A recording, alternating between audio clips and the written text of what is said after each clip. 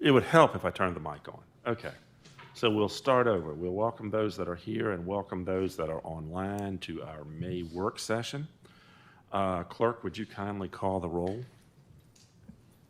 Mrs. Amos? Here. Mr. Cole? Mr. Dwyer? Mr. Hunter? Mr. Parrott? Here. Mr. Reed? Here. Mr. Vincent? Here. Okay, let the record reflect that Mr. Hunter and Mr. Cole are absent. The first item on our work session agenda is to discuss the Farmville Parks and Recreation Master Plan. Mr. Davis? Yes, sir. I told you and I forgot to hit mine. Mayor, members of council, it has, we were talking about in finance about obviously the budget and different areas of the operation. And one of the things that came up was some members had believed that the council had adopted the Recreation Master Plan that was presented to you all back in 2018 timeframe. And actually, y'all had different meetings. They had public, comment periods, but the council never actually adopted that master plan formally.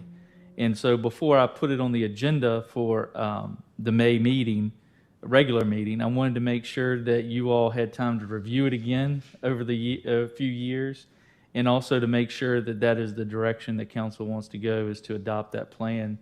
And then obviously the point of that is that it shows a commitment that when possible, not exactly meeting all those time frames, obviously those are guideline time frames in that plan. That's how we will move forward in building the capital improvement program and incorporating those as showing those as priorities in certain years. And so I'm just here to answer any questions if you may have it, if I can, and also to see if you all would like to move forward with that for formal adoption. Mr. Vincent, as chairman of the Recreation Committee, where do you stand with the master plan and the adoption and et cetera? When it came through the Recreation Committee, I was not chair at that moment, and in subsequent conversations I remember asking about adopting it because I didn't see any issues with it whatsoever. I thought it laid out some good possible game plans for the Recreation Department and for obvious improvements, trails and such. And while it's mainly a guidance, so I don't really see any, there's no hesitation on my part on adopting it. And I think it points us in a positive direction, further sort of cultivating some of those recreation opportunities that folks have already stated they enjoy. I think there, as Mr. Davis pointed out, there have been public hearings, there's been public input, and it's simply a guide. That's all it is. It's just a guide and can be changed by future councils, even this council. So anybody else have any questions or concerns about the Recreation Master Plan? Okay, I think you can move forward with putting it on the agenda for adoption at the May meeting. We'll do that. Item 4 is to review information for public hearings, the real estate tax, the 21-22 town budget, Westview Cemetery, and party bikes.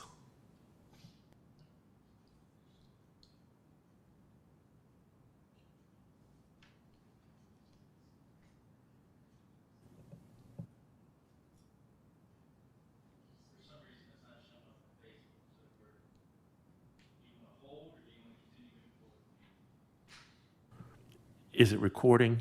It's recording and it's playing on YouTube. It's not on Facebook. Okay, so you can put it on Facebook afterwards, right? Yeah, let's keep moving then. You can load it up after the fact. They just can't watch live. Okay, item 4, review information for public hearings. Mr. Davis? Yes, sir. Since May has quite a few public hearings, I just wanted to touch base at this meeting to make sure if you had any questions, if you wanted to have any discussions on these topics, that we could do so today. Any information that you think you might need for the public hearings, that you can share those with me now, and we could have those in 2 weeks. One being the real estate tax rate, the other being the town budget, cemetery rates, and then the ordinance for party bikes. I'm welcome to take any questions on any of those, any comments, those types of things, Mayor. Each one of those will have its own separate public hearing, correct? Yes, sir. Well, yes, they're all four items will have to have their own public hearing. Any comments, questions? Anybody need any information prior to? And just as a reminder, council is not next week. It is 2 weeks, the 19th of May. So anybody have any questions, any information? Only thing I'll add is you can vote on the 19th on all of them except the town budget. Right. The town budget you cannot vote on. You have to give 7 days. However, we're going to give a month. It'll be on the agenda for June to adopt it. All the other ones you have the opportunity to adopt that same evening.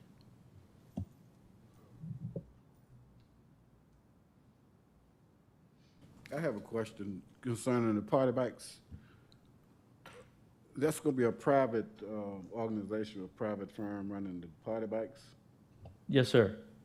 So who would be responsible if anything happened while you're on that party bike in the town of Farmville?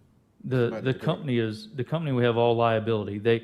Part of the ordinance is they have to show that they're bonded and they have the insurance before a permit to operate those, and the town would be allowed.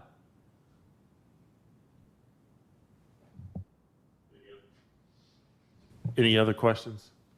I forget the button. Okay. If not, we will move on to item 5, preliminary discussion of changes to the town charter. Mr. Davis?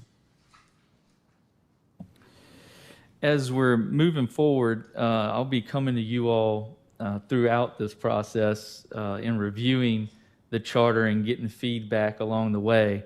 Since the budget is done for the most part other than adoption, or if you have any changes, we can focus more of our time on some of these other goals that council has set out over this year. And one of those being a charter change or amendment to the charter. In the process of, obviously in the upcoming budget, you've approved for a director of finance position, recreation, and community development. Well, the sticky one is a director of finance, because the charter states that the council will appoint each year, which is old language, is a treasurer. However, the term treasurer is, it can be a little misunderstanding, because there's a treasurer in the counties and cities that are elected, whereas here they're appointed. In most places in the finance area, it has something to say with finance and not treasurer's office, because most treasurer's offices are those elected offices, constitutional officers. So what I am suggesting is that when this charter amendment is changed, we do a few things. In that same section, it says council will appoint a treasurer, town manager, attorney, town sergeant, and chief of police.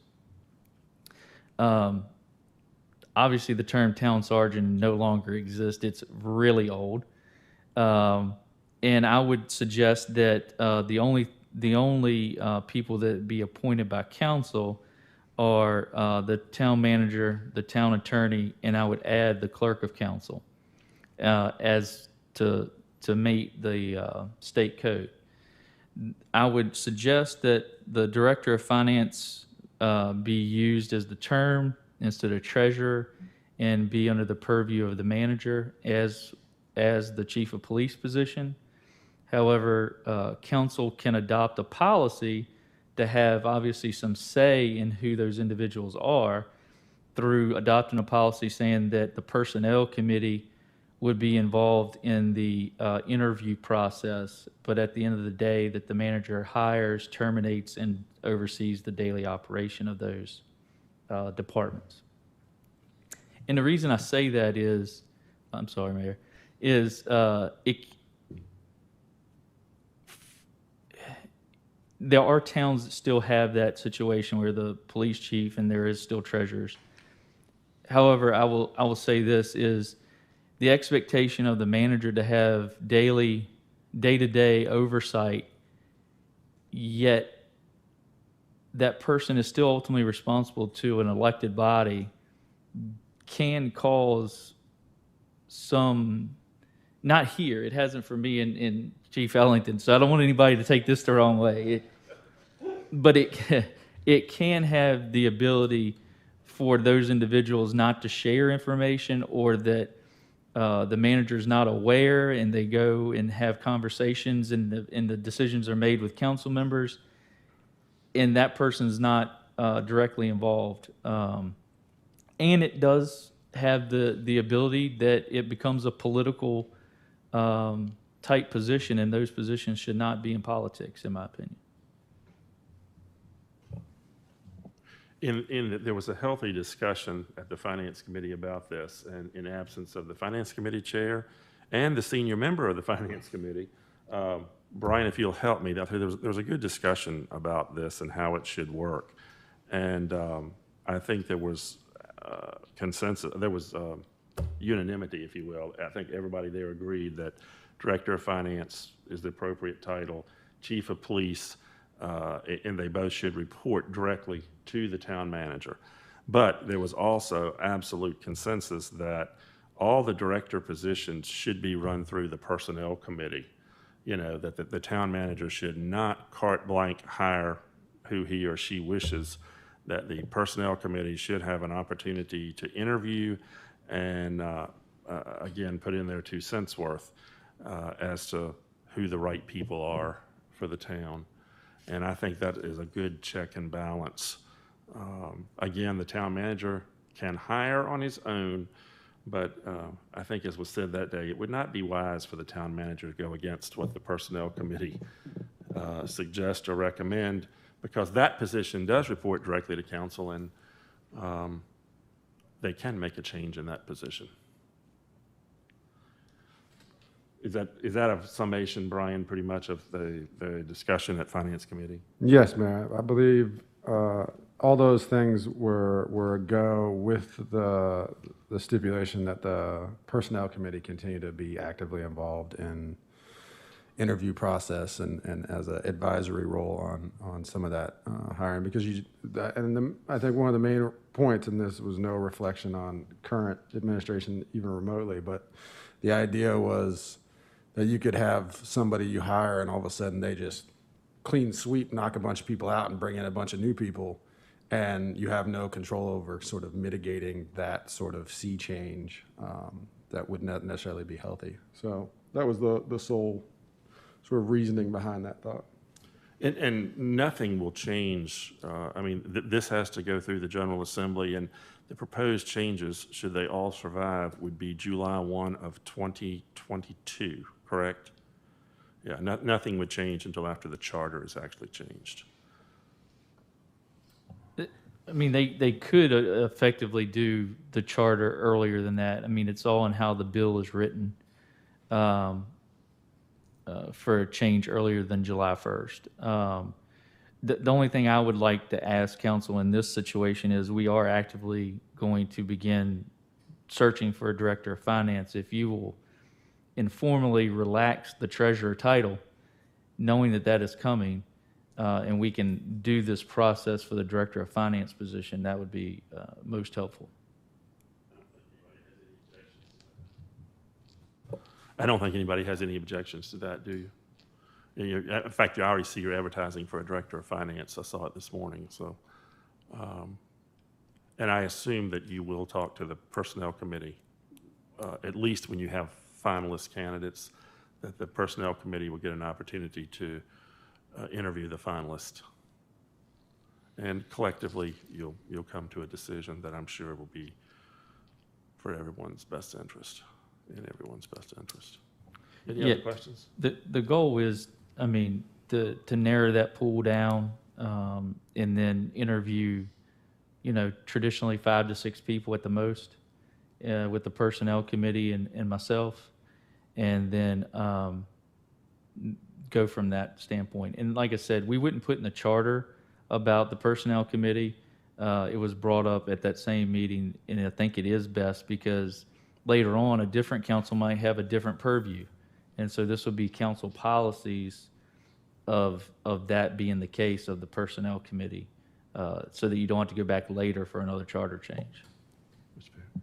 I was going to say, this update of the charter, for those who are new or have been with us, we've kicked this around for, gosh, I don't know, maybe 10 years of trying to get this charter updated, and now we're finally addressing it to the point of where I think it's going to really be to our advantage to step out of the dark ages and get into the current environment to where we can manage our town and be able to function properly.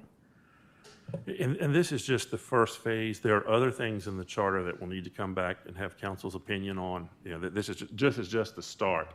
But there are a lot of other things that council will have to consider and address as they work through the amending of the charter.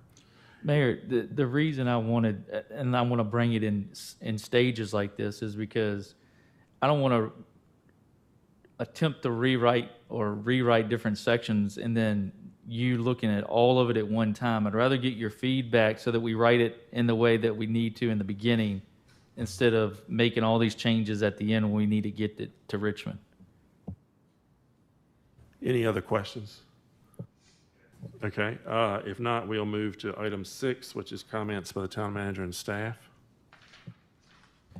Mayor, I just have two things. One is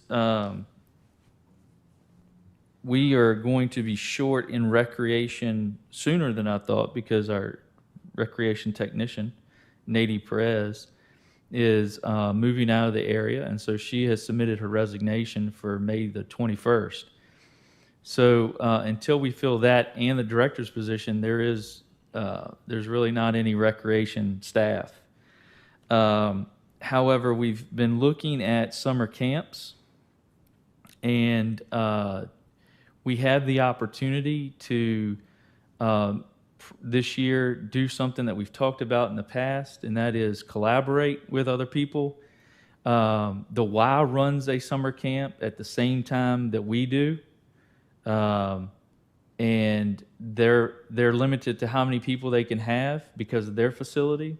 However, with the sports arena, and they're already using it for daycare, as we know from COVID actions, we have the ability, since we don't have staff, to go in with them, let them use our facility for summer camp, and they would provide and run the summer camp, and it would be a partnership. So the registration would say the YMCA in partnership with the town of Farmville summer camp this year.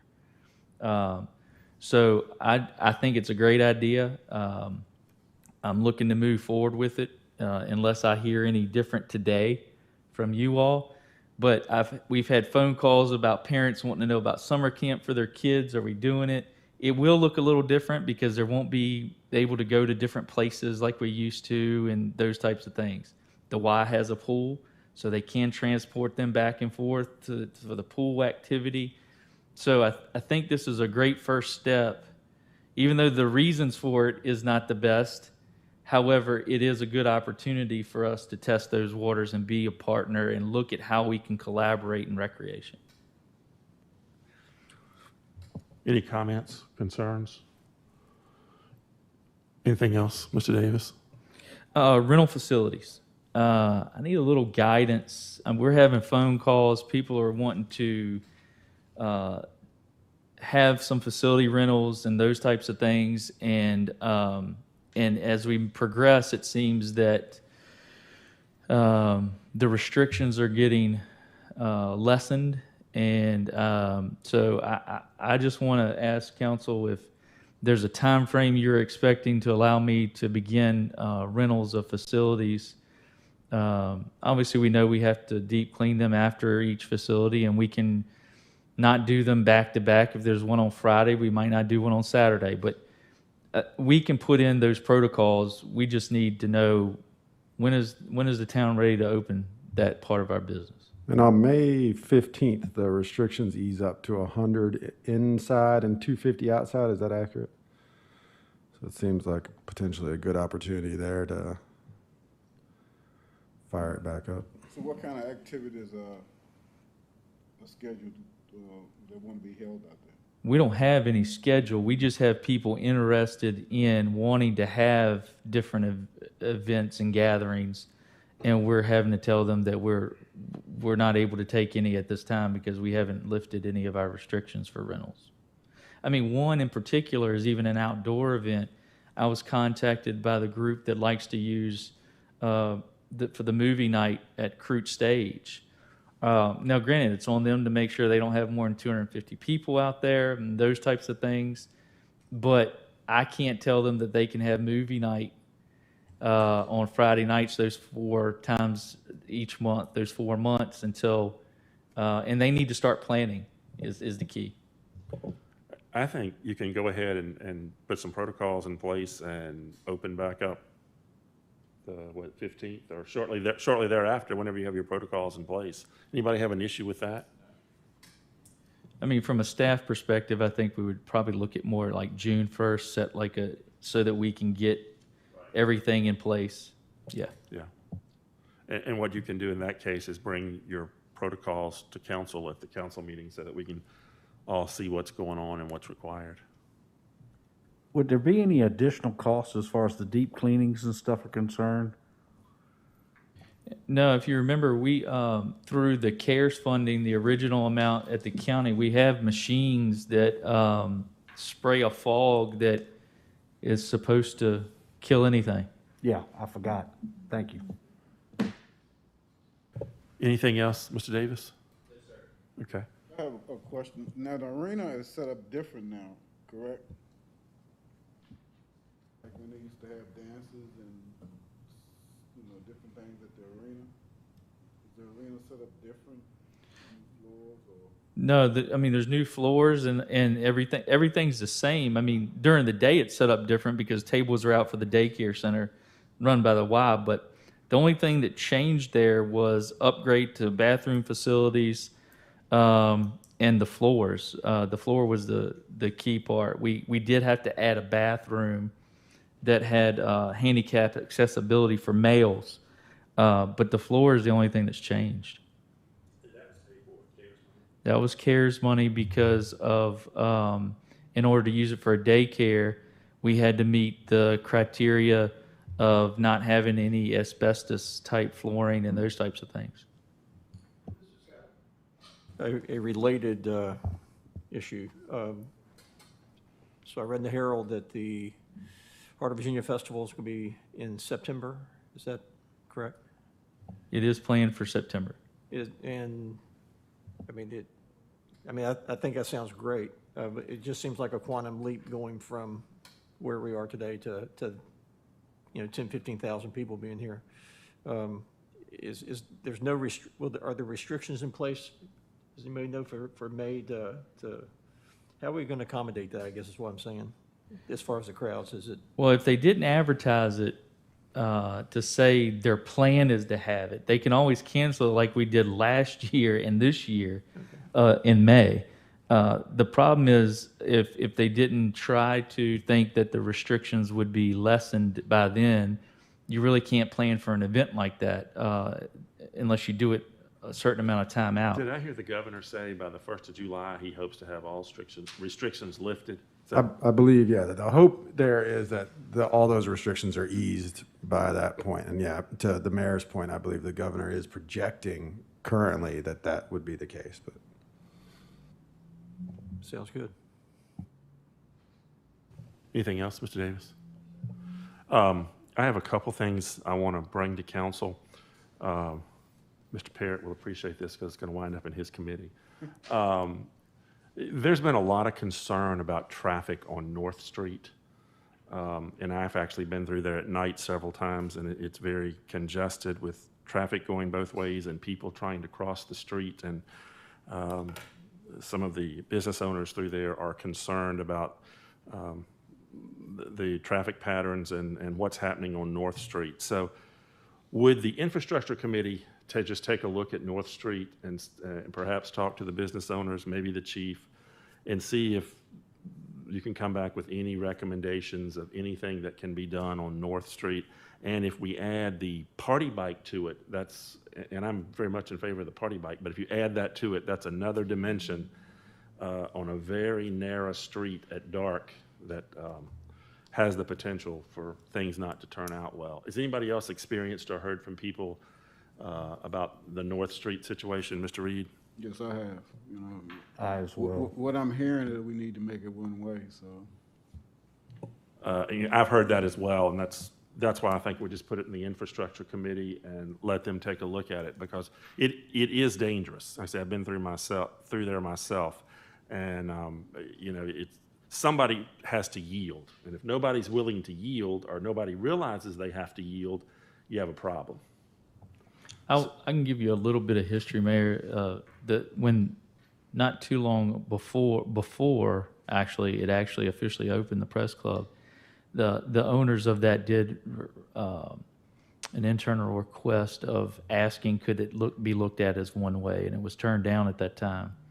However, I do believe it is a good street to be one way, coming from East 3rd or West 3rd to High Street, and then the other, because the next block, Randolph, is the opposite direction, which works perfectly for one-way streets. So you got to have one close by within a block that you can go the opposite direction. And most delivery trucks come from East 3rd or West 3rd, and delivering to the press club, to the Wine Oak at that side of the road. So I think overall it would be a positive change for that location. Anyway, Mr. Perry, if your committee could just take a look at it, talk to some folks, and, perhaps come back with some sort of recommendations for North Street. The other issue that I wanted to talk about for just a minute is litter. I've had a number of people contact me about the litter situation. Mr. Davis and I have had a number of conversations. The town looks well, but we still have an individual that does nothing but pick up litter on a daily basis, and they start like at 6 o'clock in the morning, and from 6 to 2 they're there picking up litter. But there's been a lot of interesting theories, if you will, about the litter situation, particularly in the county. And one of the things that was brought to my attention, and Mr. Davis has already addressed it, is that a number of the fast food restaurants have removed their trash cans. You know, you go through, and if you pull over and eat there or whatever, there are no outside trash cans at most of the fast food places. So he has written to them and asked them to please replace their trash cans out there. And then we've talked about several other issues as far as educating the public that it's a crime and so on and so forth. The county, we met with them on another meeting, and the county administrator is very much on top of the litter issue in the county, as is the sheriff. And the chief has been, I think, involved in some of those discussions as well. So I know there are a lot of people concerned about litter, but we're on top of it. Mr. Davis, if you want to expand on any of that. No, I don't have anything to add. I mean, we've got some message boards, I think, in talking with the county administrator, Mr. Stanley. They're looking at also putting up their message boards when you're coming off the exit ramps. And so we could do some things like that in town for awareness, education purposes. And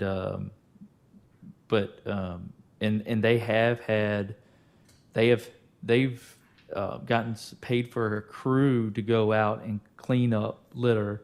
And in the future, I think it's going to be, once COVID lessens and restrictions, to where the counties in their area is going to have some labor, I believe, from the jail or some other entities that can help with that.